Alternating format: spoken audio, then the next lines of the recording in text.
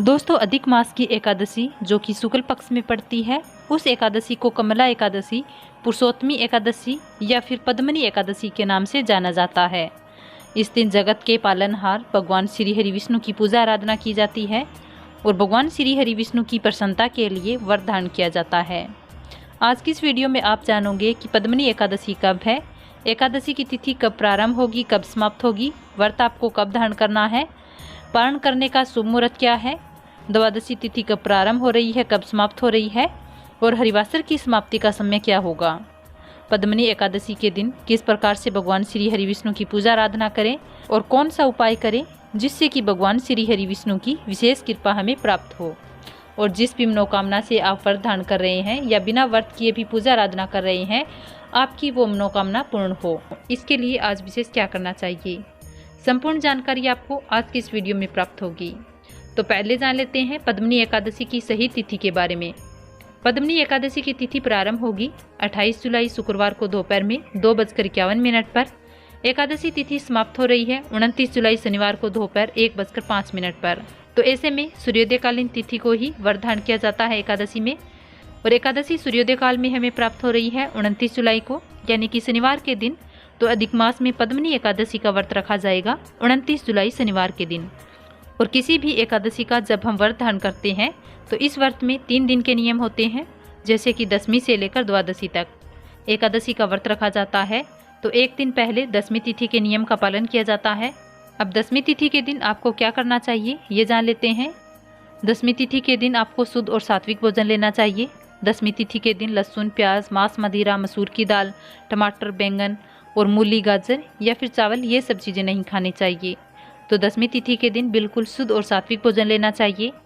अगर आप महिला हैं, व्रत धारण करती हैं, तो एकादशी के दिन बाल नहीं धोए जाते, इसलिए एक दिन पहले ही दशमी तिथि के दिन अपने बाल धोकर स्नान कर लें। दशमी तिथि के दिन संध्या काल में सूर्यास्त होने के बाद आपको भोजन नहीं करना है, यानी कि अन्न का और नमक का सेवन नहीं करना है। अगर आप रात में कुछ खाना चाहते हैं दशमी तिथि को, तो ऐसे में आप फल ले सकते हैं या फिर दूध, जूस इत्यादि ले सकते हैं। तो जैसे कि इस बार 29 जुलाई शनिवार के दिन एकादशी का व्रत रखा जाएगा, तो एक दिन पहले यानी कि 28 जुलाई को दशमी तिथि के नियमों का पालन किया जाएगा। और दशमी तिथि के दिन शास्त्रों के अनुसार भूमि पर शयन करना चाहिए और ब्रह्मचार्य का पूर्ण रूप से पालन करना चाहिए।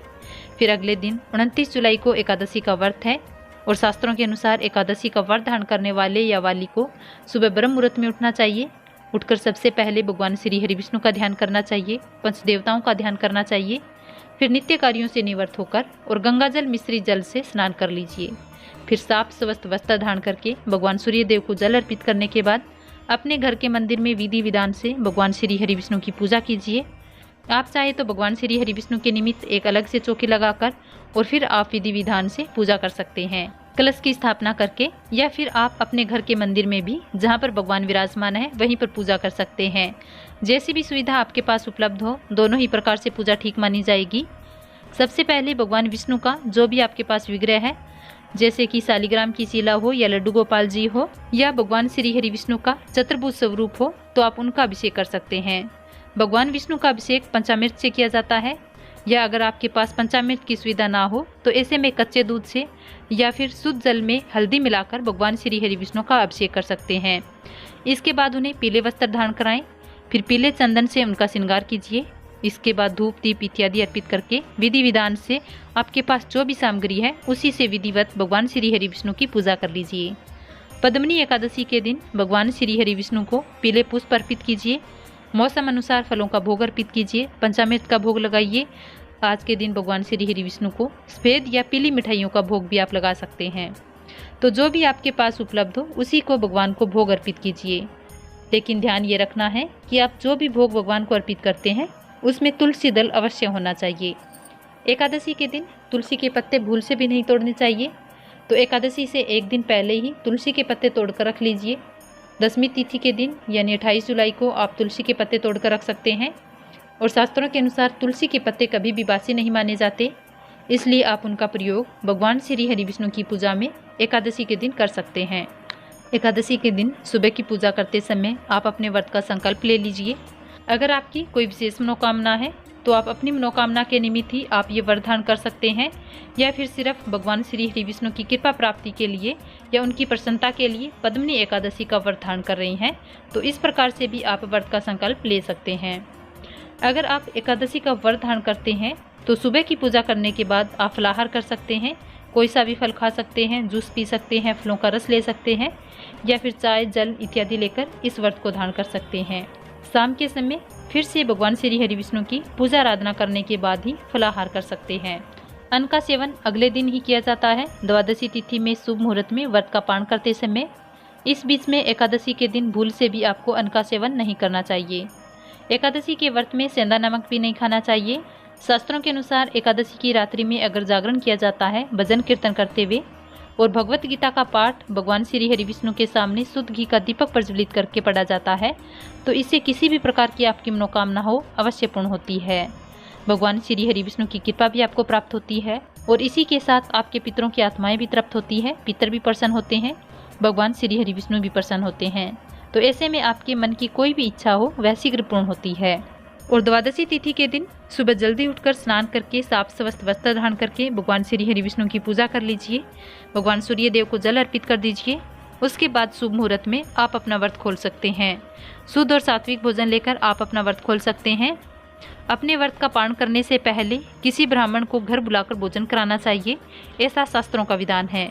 लेकिन अगर आप ऐसा नहीं कर पाते हैं, किसी ब्राह्मण को सुबह घर बुलाकर भोजन कराना संभव ना हो, तो ब्राह्मण के निमित्त भोजन की कच्ची सामग्री निकाल दीजिए, दक्षिणा के रूप में कुछ पैसे निकाल दीजिए। इसके बाद आप जो भी दान करना चाहते हैं, दान की सामग्री एकत्रित करके भगवान श्री हरि विष्णु को समर्पित कर दीजिए। किसी शुभ मुहूर्त में आप अपना व्रत खोल सकते हैं और दान की ये सामग्री आप चाहे तो दिन में किसी भी समय ब्राह्मण के यहाँ भिजवा सकते हैं। तो पद्मिनी एकादशी का अगर आप व्रत धारण करते हैं तो दशमी से द्वादशी तक ये नियम होते हैं जिनका पालन करना हर व्रत करने वाले के लिए अत्यंत आवश्यक है। अब बात करें व्रत के पारण के शुभ मुहूर्त के बारे में। एकादशी व्रत 29 जुलाई शनिवार को धारण करेंगे। 30 जुलाई को व्रत का पारणा किया जाएगा। पारणा का समय जानने से पहले द्वादशी तिथि का समय जान लीजिए। द्वादशी तिथि प्रारंभ हो जाएगी शनिवार के दिन यानी 29 जुलाई को दोपहर में 1:05 पर और द्वादशी तिथि की समाप्ति होगी 30 जुलाई रविवार की सुबह 10:34 पर। और हरिवासर समय समाप्त होने के बाद ही व्रत खोला जाता है। तो हरिवासर की समाप्ति का समय होगा 29 जुलाई को शाम 6:28 पर और 30 जुलाई को सूर्योदय का समय रहेगा सुबह 6 बजे। तो पारण हमेशा सूर्योदय के बाद ही किया जाता है। तो 30 जुलाई को सुबह 6 बजे से लेकर 8:37 तक व्रत खोलने का शुभ मुहूर्त है। तो इसी शुभ मुहूर्त में आपको अपना व्रत खोलना है, क्योंकि एकादशी व्रत का पारण अगर हम सही समय पर नहीं करते हैं, शुभ मुहूर्त में नहीं करते हैं, तो हमारे किए गए व्रत का हमें संपूर्ण फल प्राप्त नहीं होता। इसलिए पारण के शुभ मुहूर्त का ध्यान अवश्य रखना चाहिए।